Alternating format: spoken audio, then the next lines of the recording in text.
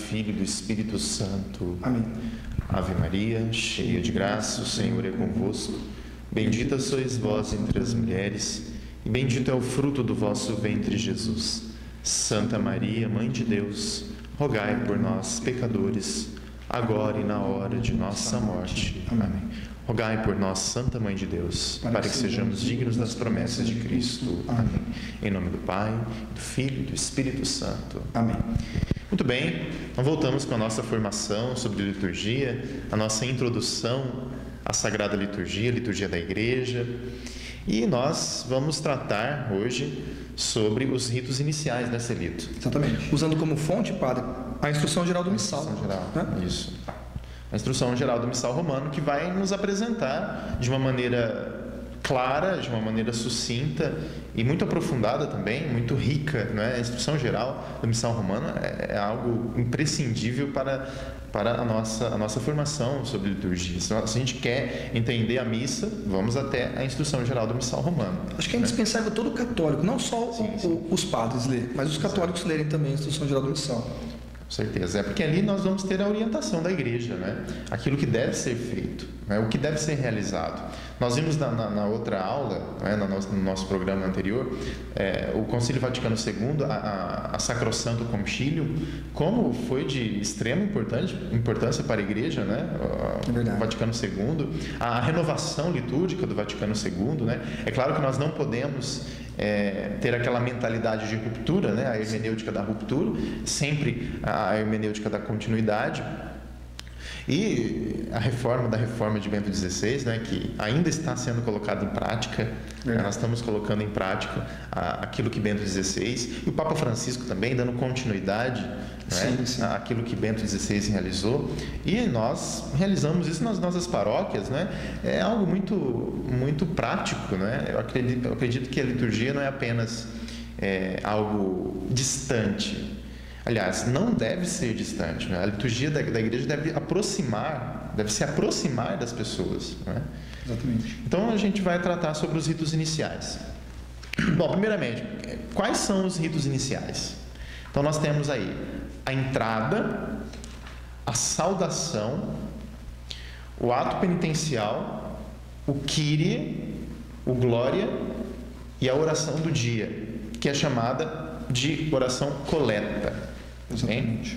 Oração coleta. Você podia começar, padre, então, já falando sobre a entrada. Sobre a entrada, né?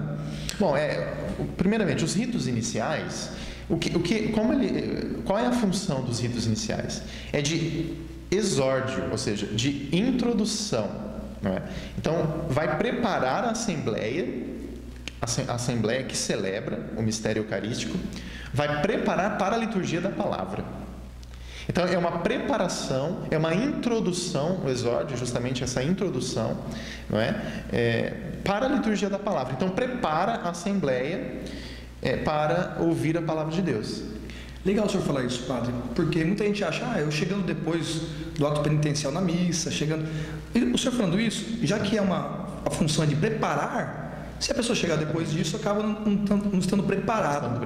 Né? E perde-se aqueles ritos fundamentais que vão preparar o espírito, né, da Assembleia. O ato penitencial, que é importante. Exatamente. Mas o senhor pode falar da entrada para a gente, então? Pois é, a entrada. Bom, a entrada é sempre acompanhada da cruz, interessante, não é? Que nós usamos a cruz processional. Então, a cruz processional vai à frente. Quando se tem o incenso, o uso do turíbulo, é o turíbulo que vai na frente, ali com o turiferário, né? Os turiferários vão à frente. E depois a cruz, em seguida dos leitores, dos ministros, dos acólitos e, por fim, os ministros ordenados, né? No caso, a celebração com o bispo, o bispo vai por último, né? Como pastor. Então, ali, acompanhado dos diáconos, sempre os diáconos que vão ao lado do bispo, né? E os presbíteros ali na frente, né? A cruz processional segue na frente e a entrada, ela tem justamente esse sentido do povo, não é? que entra, não é? É claro que o povo está ali, não é? Os fiéis estão ali na Assembleia, não é? Eles estão ali. Quem entra são aqueles que vão ter uma função na missa, né? Que vão ter uma função ali na celebração eucarística, mas a procissão de entrada, ela tem esse sentido de unir todos, né? É a igreja que entra, né? É a igreja que caminha, né? Caminha até o altar. E aqui nós podemos fazer um paralelo, Celito.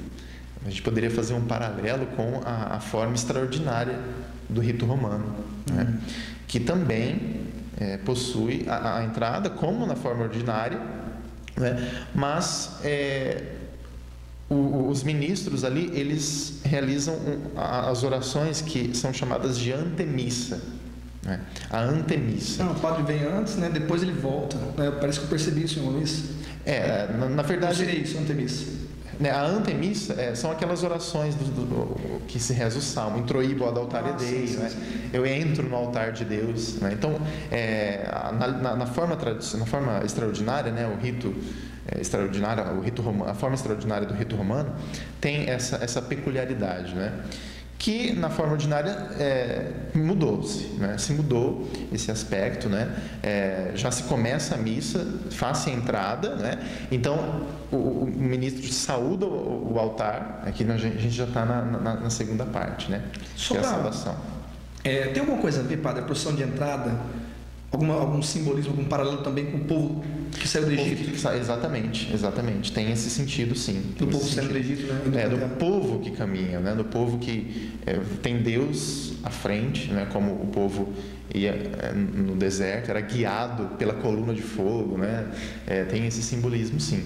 E a cruz é que vai na frente. Interessante isso, nós destacarmos na procissão de entrada que a cruz vai à frente, né? Então, é o povo que caminha, que entra mesmo ali para celebrar o mistério. Na parte dos gestos, padre, quando passa, sempre eu faço uma pequena reverência à cruz. A cruz. E também ao sacerdote. Sim. É correto? Só se faz ao sacerdote ou se faz também a cruz? Não, é correto. Você pode fazer sim, porque a cruz ela vem primeiro, né? Então, depois vem os outros ministros, vem os acólitos, vem os leitores, daí por último o sacerdote. Depois você pode fazer. Sim, tem pessoas que têm esse costume, né? Eu acho muito, muito louvável esse costume, né? Porque é uma forma da Assembleia também participar, né? É aquela que nós chamamos de atuosa participatio, né? A participação ativa, né? Então, por meio de gestos, né? Gestos simples, né, Celito? Sim. Acho que a gente não pode também exagerar muito. Escândalo, né? Pois exatamente. Genuflexão, né? Exatamente. Mas na forma extraordinária, quando o bispo entrava, as pessoas se ajoelhavam mesmo e faziam o sinal da cruz, e o bispo, até hoje, né, ele entra traçando o sinal da cruz sobre o povo, né, sobre os só fiéis. o bispo, né? Só o bispo. Somente o bispo, na procissão de entrada, ele entra traçando o sinal da cruz, né? Porque ele é o pastor, né? O bispo é o pastor. A presença do bispo na liturgia a gente percebe que tem um diferencial, né? Tanto é que na forma extraordinária é chamado de pontifical. Sempre quando um bispo celebra a Santa Missa, é chamado de pontifical. Por quê? Porque ali é exatamente o sumo pontificado, né? Ou seja, o bispo ele é o sumo pontífice, né? Porque ele tem o terceiro grau do sacramento da ordem, né? Que é a plenitude do sacramento da ordem. Certo. A cruz na frente é uma obrigação, padre? Ou é facultativo? Existe alguma rúbrica? Sim, não, existe sim. A cruz ela deve acompanhar a procissão de entrada, né? E aqui a gente já pode também entrar em outro aspecto, né? A gente foge um pouco do rito de entrada, né?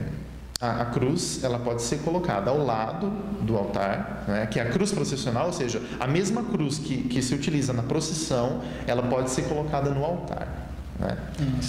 No caso, eu utilizo a outra maneira que a instrução geral do Missal Romano propõe. São dois modos que a gente tem.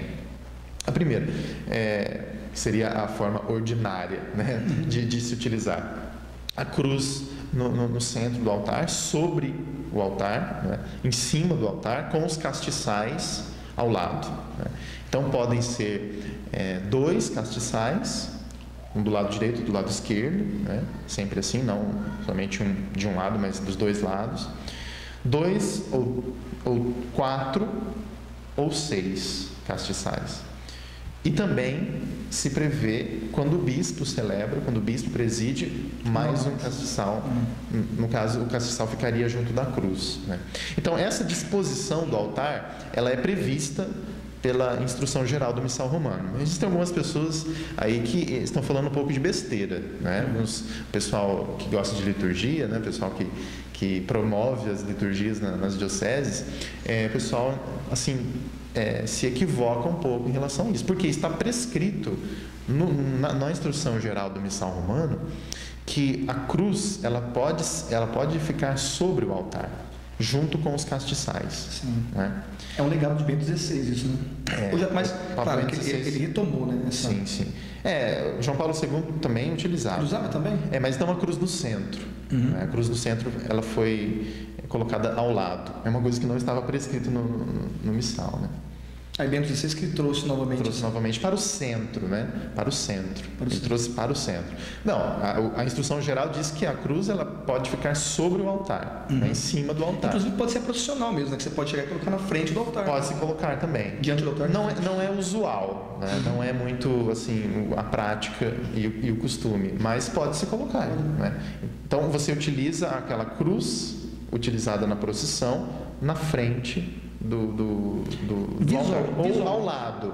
Ao lado do altar. No centro, padre, com os castiçais, visualmente, até Bento XVI ele fala assim, né? Dá para perceber que o padre não está, né, voltado para o povo apenas, ele está voltado para Deus. Exatamente. Né? Oferecendo um santo sacrifício a Deus. Exatamente. Então, acho que é belíssimo. Tem uma teologia, né? Tem uma teologia que isso vem realmente da tradição da igreja, né? Então, a gente percebe que quando os altares eram na parede, né, os retábulos, a cruz sempre ficava no centro, né? E então, o Papa Bento XVI, ele retomou essa teologia, né, da cruz no centro, né? E nós encontramos essa reflexão do Papa em um livro muito importante que ele escreveu, que é a Introdução ao Espírito da Liturgia. Fantástico. Foi a Edições Loyola lançou agora a Introdução ao Espírito da Liturgia do Joseph Ratzinger, no português do Brasil, né? As Paulinas haviam lançado, mas a edição portuguesa de Portugal. Português de Portugal. Então você tem que comprar, tem que encomendar, vem de Portugal para cá. Mas agora a Edições Loyola lançou a introdução ao Espírito da Liturgia, né? Continuando ainda, padre, no rito de entrada, na parte da entrada, né? Bento XVI escreve também. Bento XVI a gente já fala muito dele aqui porque ele... Não, com certeza. Quando fala-se de liturgia, né? Bento XVI ele escreveu também que a missa, né? Ela tem que ser um rito solene. Não tem que ser invenção, teatro, exato, essas coisas, não. A missa tem que ser um rito solene, né? Solene. Porque se for só rito também, né? Mas tem que ser um rito solene. Eu costumo dizer que a missa, a liturgia, né? Ela tem que ser 3 S's. SSS. Sóbria, simples e solene. Nossa, resumiu. Uma frase de Santo Padre Leandro. Quando ele... Não.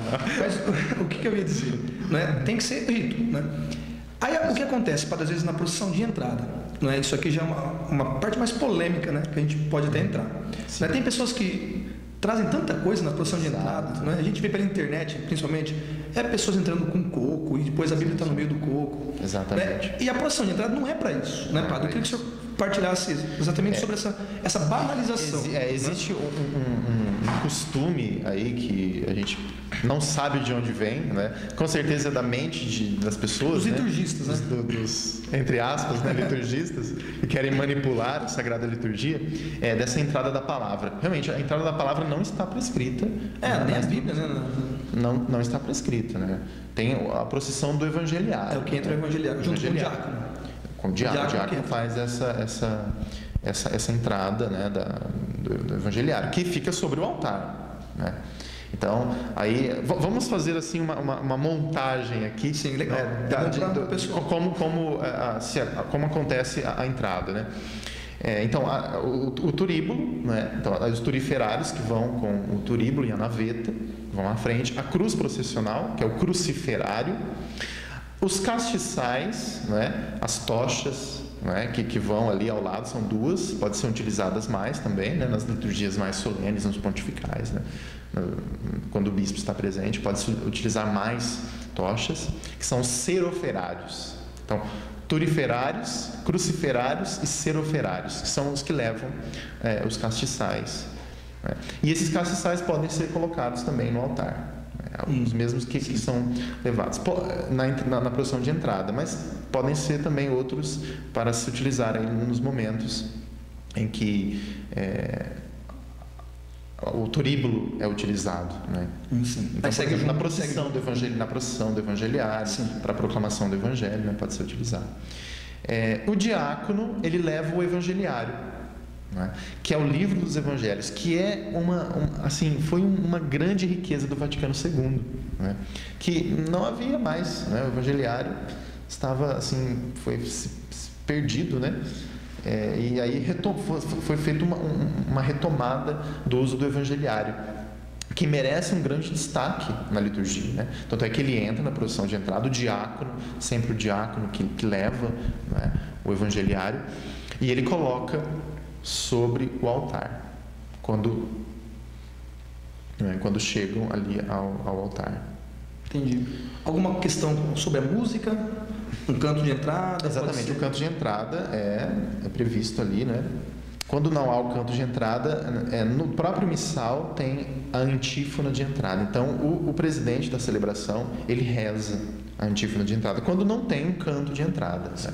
O canto de entrada deve ser solene, né? Deve ter todo o sentido de introduzir na celebração, né? Por isso que aí a gente entra em outra questão também, né? Que são os cantos da liturgia, né? Que devem dizer aquilo que está sendo celebrado, né? Deve estar de acordo com o evangelho do dia, por exemplo. Sim, né? Sim. Então, aí a gente entra em outra problemática também, né? A questão do canto, né? Mas é isso, o canto de entrada. Mas segue um canto. Faz parte exatamente, um canto. Acho que então sobre a entrada, assim, como voo de águia, né? A gente passou, né, padre? Agora, a segunda, tem mais alguma coisa que você queria colocar sobre a procissão de entrada? Eu poderia ler alguma coisa da instrução do João? Eu estava até vendo aqui. Sim. Que seria a parte do canto mesmo. E aqui diz assim, ó. O canto é executado alternadamente pelo grupo de cantores e pelo povo. Pelo povo. Né? Olha só. Alternado, né? Alternado, legal. Olha. Né? Ou pelo cantor e pelo povo.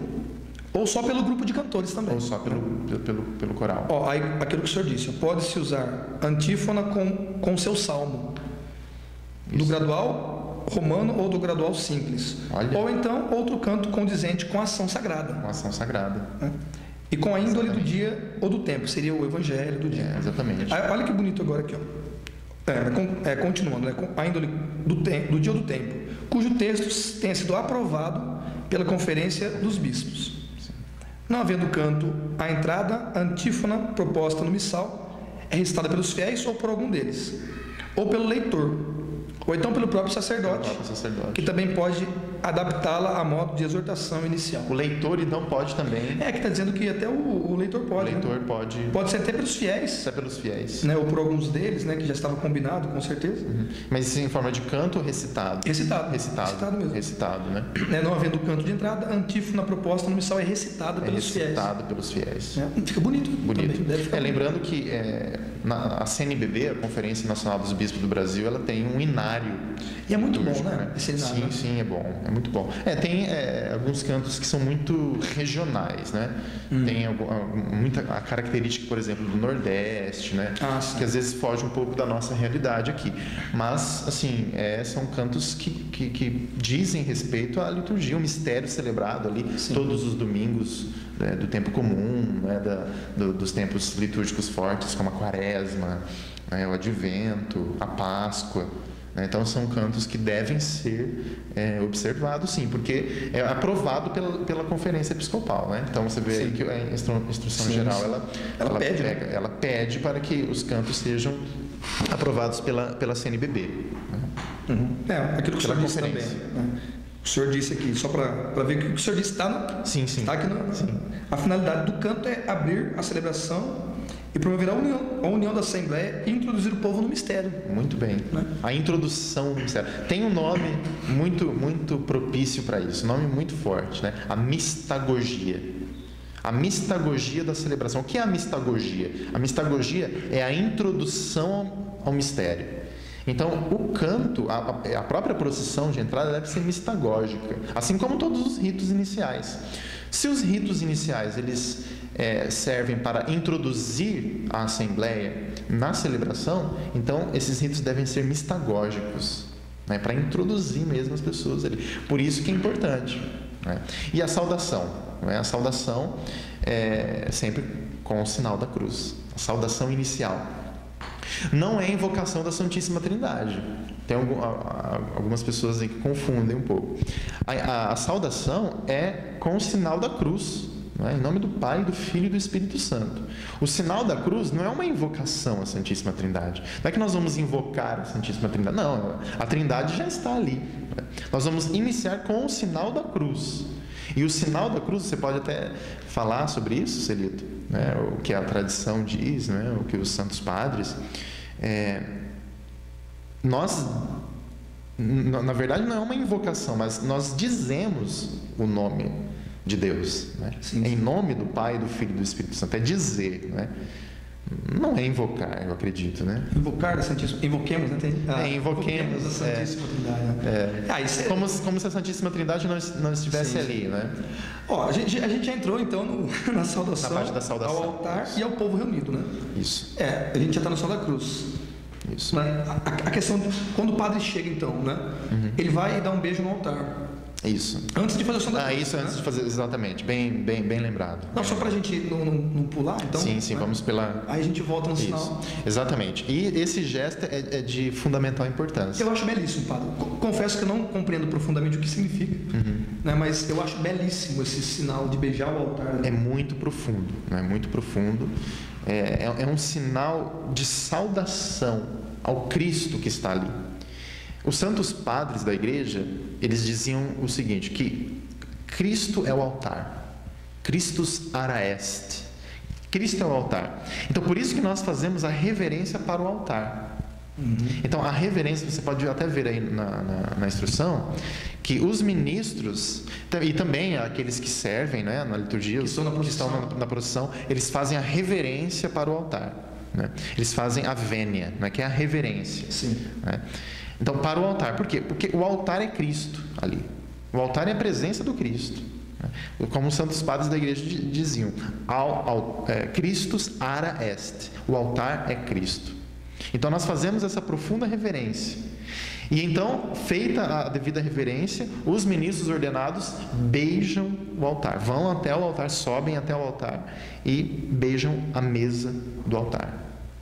É um gesto de amor a Cristo. Sim, né? É um gesto de amor. Né? O beijo, ele tem esse sentido, né? De acolhimento, né? De saudação. Você saúda o altar. É a presença de Cristo.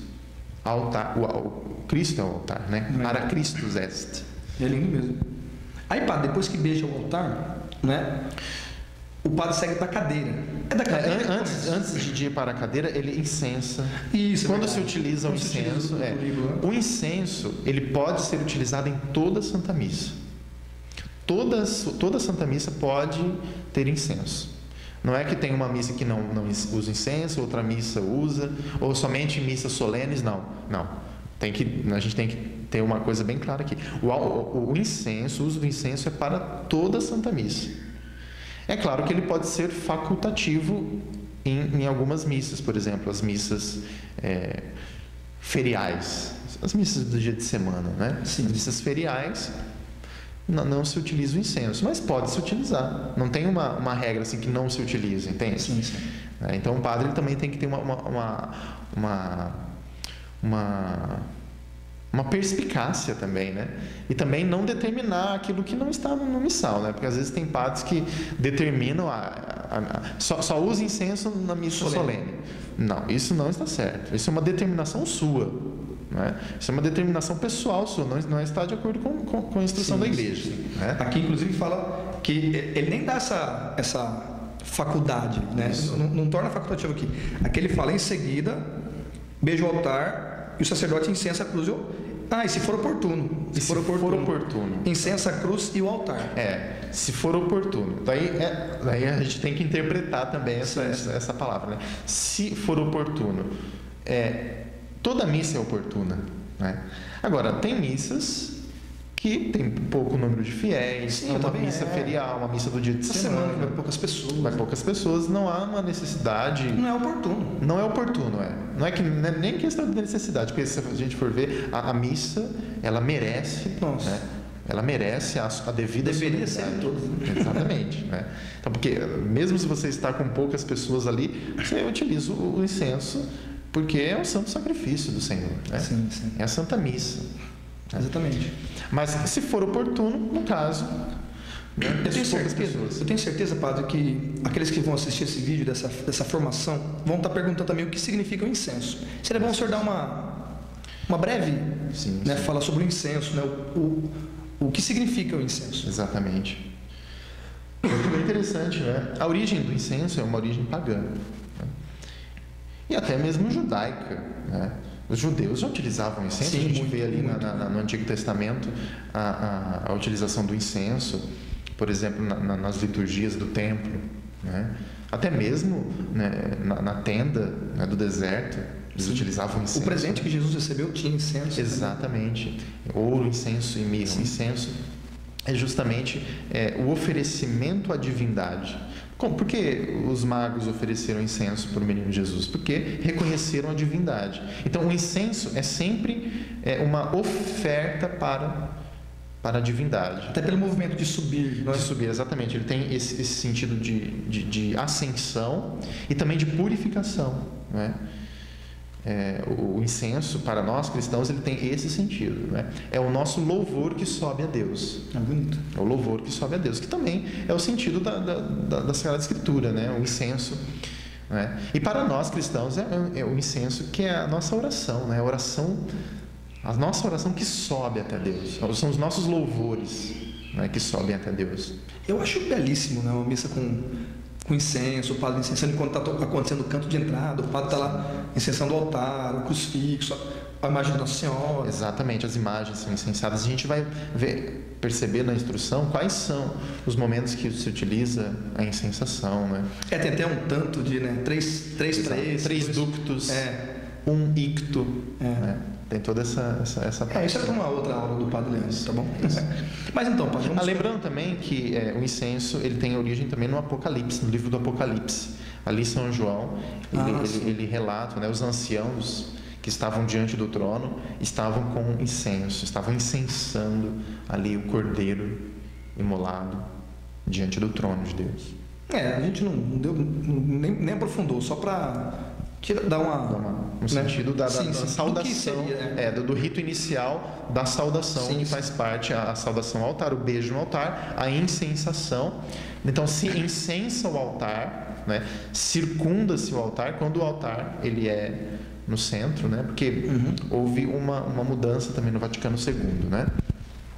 Os altares eram na parede, né? Eles eram tipo esse aqui? Versus Deum, como esse daqui que a gente tem, né? Eram ad orientem, ou seja, ao Oriente, eles eram voltados para o Oriente. E aí tem toda uma teologia, né? Tem todo um sentido, né? Do Cristo que é o Oriente, né? Do Cristo que é o centro, que todos se voltam para o Cristo na oração, a cruz no centro, todos se voltam para a cruz, né? Para o sacrifício do Senhor. Mas o Vaticano II colocou o altar, tirou o altar da parede, né? E colocou ele no centro. O altar é o centro, né? Então se incensa e também se incensa a cruz. Quando a cruz está sobre o altar, né, no centro, incensa-se primeiro a cruz. Quando ela está do lado, que é a cruz processional, que a gente tem um costume, né, de colocar a cruz processional ao lado do altar, também incensa essa cruz processional, que fica ao lado do altar. Legal, padre. Muito bom. Acabou o canto de entrada.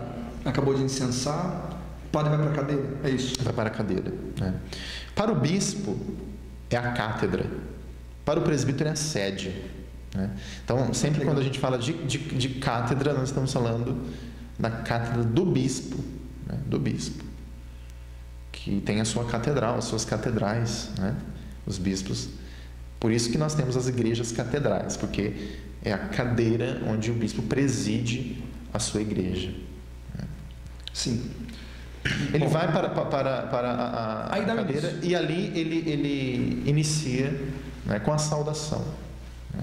A saudação. Aí faça o sinal da cruz, né?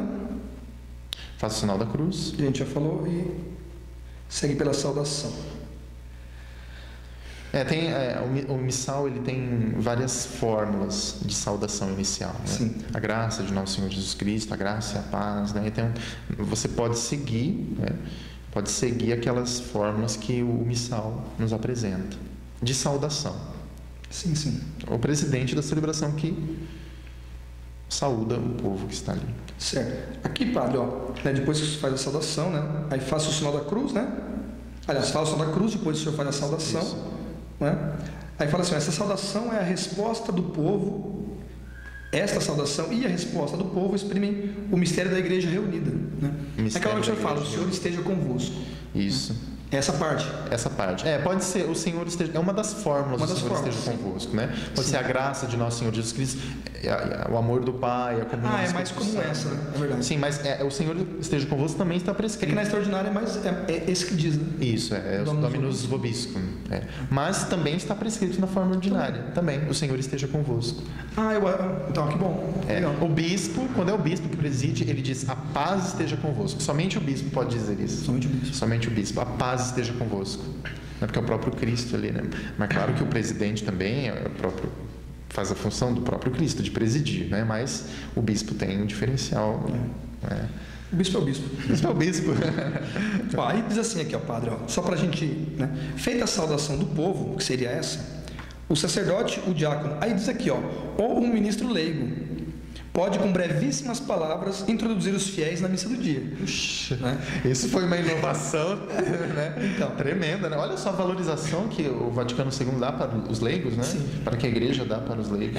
Porque a gente eu também assisto a missa extraordinária, o senhor celebra, né? Sim. Quando assisto em Rio Preto também, a gente vê que é mais o padre, né? Sim, Bom, não tem participação do leigo em cima, a não ser do acólito, né? Exatamente. Então aqui a gente vê essa... Só que tem uma coisa, padre. Aqui diz brevíssimas palavras. Né? O Vaticano II deu essa abertura para o leigo trabalhar. Sim. Só que as pessoas usam também dessa abertura para judiar da liturgia. Daí no caso aquela questão dos comentaristas. Então aí aqui, vira a questão do comentário. A gente vê aquela coisa enorme, né? Tipo uma narração da missa. Aí começa. Agora teremos não sei o quê. Antes do padre iniciar, né, a Santa Missa, o comentarista já começa a falar. Porque nós estamos celebrando não sei o que tem, e vira aquela verborreia, né? Sim. Aquela... Se fala muito e reza pouco. A instrução geral do missal diz que é brevíssimas palavras, só para introduzir o pessoal, né, na liturgia do dia. Eu costumo fazer isso, né? Eu costumo fazer de acordo com o Evangelho. Então eu inicio a missa, eu saúdo, né, o povo ali, e essa munição inicial, é isso, né, que a instrução diz, né? É a munição inicial. Então essa munição inicial de acordo com o Evangelho, né? Eu sempre costumo fazer de acordo com o Evangelho. Tá certo. Bom, depois disso então... Lembrando uma coisa, Celito, que nós temos que seguir aquilo que é a liturgia, né? Aquilo que está prescrito. Claro. E às vezes eu percebo alguns sacerdotes, né? Até bispos, né? Saudando as pessoas com bom dia, boa noite, boa tarde. Bom, isso realmente não está de acordo, né, com aquilo que a instrução geral do missal pede, né? Porque a saudação ela tem um sentido teológico, um sentido celebrativo, além de teológico, celebrativo, né? Então acho que se você disser boa noite, parece que quebra um pouco esse sentido celebrativo. Sim, eu entendo. Né? Eu entendo. Sentido celebrativo. Eu também creio nisso. Porque é rito, né, padre? É rito, exatamente, é rito. Você tem que dar vida àquilo. Sim. Né?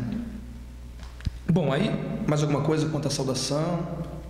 Quanto a saudar o altar? A resposta do povo, né? A resposta do povo. Se mudou um pouco, padre, né? A resposta do povo, ou nessa parte não? Que a graça de Nosso Senhor é a mesma. Né? Não. Antigamente era Dominus Vobiscum. Dominus Vobiscum e o bispo Pax. Pax, né? Pax. Pax Domini sit semper vobiscum. A paz do Senhor esteja sempre convosco. Entendi. Daí o povo sempre respondia e com teu espírito. Né? E com teu espírito. Foi aí que mudou, né? Daí o que mudou foi e com teu espírito. Exato. Agora bendito seja Deus que nos reuniu no amor de Cristo. A gente está vivendo nesse momento a nova, né, o novo missal. Está tendo uma. O senhor acredita que volte? E com o teu espírito? Eu acho difícil. Mas é difícil bonito, porque, né? Mas eu acho porque nós, aqui no Brasil, por exemplo, nós já estamos celebrando assim desde a década de 70, né? Então são mais de 30 anos. Para mudar uma resposta do povo. São 40 anos, né? São 40 se passou anos. Gerações, né? Fica mais difícil. Eu acho muito bonito o ir com o teu espírito. Porque tem assim uma diferenciação, né? Existe o sacerdócio comum e existe o sacerdócio ministerial. Então, essa resposta do povo e com o teu espírito acentua essa diferenciação dos sacerdócios, né? Certo. Agora, se existe o sacerdócio comum, então, bendito seja Deus que nos reuniu no amor de Cristo. Tá certo. É o sacerdócio comum, tanto dos fiéis como do ministro ordenado. Existe sim uma diferenciação, mas não existe uma acentuação na diferenciação. Então, e com o teu espírito é acentuado mais essa diferenciação. Sim, com o teu espírito, né? Exato. É outra coisa. O espírito, no caso, seria o espírito sacerdotal ali, né? O caráter sacerdotal. É a diferença dos sacerdócios. Né? Existe uma diferença, mas existe também uma comunhão. Eu acho que nós podemos, que esse missal, né? Ele poderia assim enfatizar os dois aspectos, né? Esses dois aspectos. Poderia ter essa liberdade, né? Agora, isso exige formação, né? O nosso povo já está acostumado a responder. É difícil. É muito tempo, mudança, né? Celebrando assim. Então, acho que essa mudança vai causar uma ruptura muito grande, né? Se for mudar para isso. Deixa até pegar, vai mais 40 anos. Né? Nossa, com certeza. 50 anos. Padre, ato penitencial? O ato penitencial. Bom, existem várias fórmulas do ato penitencial.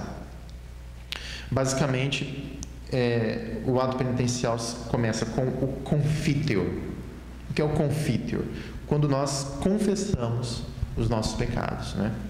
No caso ali, é algo totalmente diferente do sacramento da reconciliação, tanto é que não tem valor, tá? A absolvição que o sacerdote dá no ato penitencial não tem valor sacramental, né? Tem um valor para aquela celebração, né? Sim, sim. Como a gente está estudando, né? Os ritos iniciais servem para preparar e introduzir, serve também justamente para isso o ato penitencial. Sim. Então, é o confítio, né? Confesso a Deus Todo-Poderoso, a vós, irmãos e irmãs, né? Depois segue-se a absolvição e depois o Kyrie, tá? Mas existem outras fórmulas também do ato penitencial. Sim, no ato penitencial, os pecados veniais, sim, são perdoados. O que não são os pecados mortais. Mas não com a mesma eficácia do sacramento. Tanto é que nós temos sim o perdão dos pecados veniais, mas é preciso associar ao sacramento da reconciliação. Ao sacramento da reconciliação. Exatamente. Então, no sacramento da reconciliação, você também vai confessar os seus pecados veniais. Né? Sim, com certeza. Mas você não pode omitir, né? É claro que tem o valor de perdão. Deus perdoa sim, mas não é como o sacramento da reconciliação. Né? Padre, aqui na Instrução Geral do Missal, fala que aos domingos particularmente, e no tempo pascal, em lugar do ato penitencial de costume, pode-se fazer por vezes a bênção e a aspersão da água. Aspersão da água. E recordação do batismo. Exatamente, isso é uma grande riqueza. Né? E isso era muito presente também, é muito presente na forma extraordinária, né? Que é o aspergisme. Sim. Que é a aspersão, né? Aspersão. Pode ser todos os domingos? Todos os domingos, porque o domingo ele é a Páscoa semanal, né? Ele é a Páscoa semanal. Então se utiliza a aspersão da água, a bênção da água. O padre abençoa a água na missa ali naquele momento mesmo. Pode-se colocar até o sal. Interessante que lá no missal está essa oportunidade de se fazer a mistura do sal na água e também aspergir essa mistura de água e sal sobre o povo. Tem um sentido de libertação. Exorcismo. Exorcismo. Não seria o solene, mas é um sentido de libertação. Mas é um sentido exorcístico, né? Ainda no ato penitencial, padre, Por exemplo, se cantar uma música pedindo perdão também? Sim, também. Então, se não se faz o confiteor, pode-se ter essa oportunidade também de se cantar o ato penitencial. Se canta. Né? E geralmente os nossos cantos, eles têm o Senhor tem de piedade de nós, Cristo tem de piedade de nós, que no caso é o Kyrie, né? O Kyrie, que é a única parte da missa que o grego ficou. Então, a missa era toda em grego. Se você já passar para o Senhor tem de piedade. Isso. É porque existem essas variações, né? Então, existe uma invocação, geralmente são 3 invocações que se pede, né? Ao Senhor, Cristo, Senhor. Né? Senhor tem de piedade de nós. E pode-se acrescentar isso, o missal tem aquelas fórmulas de pedido de perdão. Senhor, que viesse chamar os corações arrependidos, tem de piedade de nós. Daí a Assembleia, Senhor, tem de piedade de nós. Daí Cristo, né, que viestes. Sim. Né? Então, é bonito. Exatamente. Então, tem várias fórmulas no missal para o ato penitencial. Sim. Ali você tem o presidente, ele pode utilizar essas fórmulas. Né? Tem também uma outra fórmula que é: tem de piedade de nós, Senhor, porque somos pecadores. Daí o povo responde: manifestai, Senhor, a vossa bondade e dai-nos a vossa salvação. Sim. Também tem essa... Depende, o padre que vai... O padre é que determina, ele que escolhe. Nesse Kyrie, padre, né? Eu vi uma vez o padre Paulo Ricardo no DVD, o senhor assistiu, sim, inclusive assistiu do senhor? Sim. É que ele fala que esse Kyrie, né? Esse Senhor tem de piedade, também tem a ver com o louvor. O louvor, exatamente. Do exatamente. general que volta da batalha. Isso, é o sentido do Kyrie, né? O general que volta da batalha vitorioso. Pessoal, e ali diante dos inimigos, diante dos derrotados ali, né? Daí eles vão até o pé do ouvido do general romano e pede para ele: Senhor, tem de piedade. Tem piedade de nós. Isso é muito forte. Porque ele volta vitorioso, né? Volta ali, os inimigos todos ali derrotados, né? Pode matar eles ali a qualquer momento, mas tem de piedade. Vai alguém ali e fala assim: não, tem de piedade, não mate-os. Nossa, é lindo, né? É claro que nós nos voltamos para o Senhor misericordioso. Claro. Então nós louvamos a misericórdia do Senhor. Nós louvamos o Kyrios, que é o Senhor. Então Ele é o Senhor. Jesus é o Senhor. Né? Então a gente louva por meio desse canto, né? Padre, então o ato penitencial ele começa com confiteor, né? Confiteor, exatamente. E ele termina com Kyrie. Tem que ter. O Kyrie, ele não faz parte do ato penitencial. O Kyrie é um rito à parte. Por isso que tem que ter o Kyrie. Tem que ter o Kyrie. É porque a gente vê que às vezes, em algumas missas, acaba de se rezar o confiteor, né? Já vai direto para o glória. Não se faz o Kyrie. Acho que por isso, porque acham que ali... Acham que... Tem um dos dois, exatamente. Você pode escolher. Né? É porque nós pedimos o perdão, né? Na verdade, não é nem pedido de perdão. Na verdade, é um reconhecimento das culpas. É um reconhecimento. Eu reconheço a minha condição de pecador. E assim eu louvo, eu recebo o perdão, né? Eu recebo ali. O sacerdote até dá uma absolvição. Sim. Né? Ele dá a absolvição, mas ele não traça o sinal da cruz. Não se pode traçar o sinal da cruz, nem estender as mãos. Não, o padre fica com as mãos postas. Ele pode se inclinar, pedir, porque ele também está ali pedindo o perdão. Ele não está dando o perdão. Ele dá o perdão quando ele perdoa os pecados no sacramento da reconciliação. Então ali ele está também reconhecendo os seus pecados. Então tem que ter, né? Sempre tem que ter. Exatamente, tem que ter. Ou então seguir essa fórmula, né, de Senhor que viesse chamar os pecadores arrependidos, corações arrependidos, tem de piedade de nós, daí o povo. E pode ser até com um canto isso. Então quando não tem o Senhor tem de piedade, Cristo tem de piedade, deve-se cantar o Kyrie, ou então dizer o Kyrie. Né? Tem que dizer, né? Tem que dizer, depois da absolvição. Eu quero ler só essa parte aqui, né? Que fala a instrução geral do missal, inclusive sobre a parte do Senhor tem de piedade ainda. Ó. Via de regra, cada aclamação é repetida 2 vezes, não se excluindo, porém, um número maior de repetições por causa da índole das diversas línguas, Sim. da música ou das circunstâncias. Quando o Senhor é cantado, como parte do ato penitencial, antepõe-se cada aclamação com uma invocação. Uma invocação. Seria aquilo que o Senhor disse. Né? Exatamente. Antepõe-se. Né? Quando é cantado. Quando é cantado.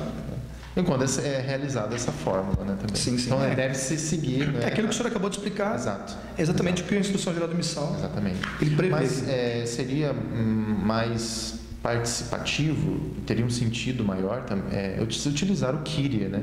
Depois do confiteor, né? Depois da absolvição. Como uma coisa bacana, um leigo que fala, né? Se reza, né? O confiteor se reza e se canta o Kyrie. Canta o Kyrie. Nossa, aí exatamente. Fica fantástico, Exato. lindo. Exatamente. Tem um sentido bem mais celebrativo ali. Bonito.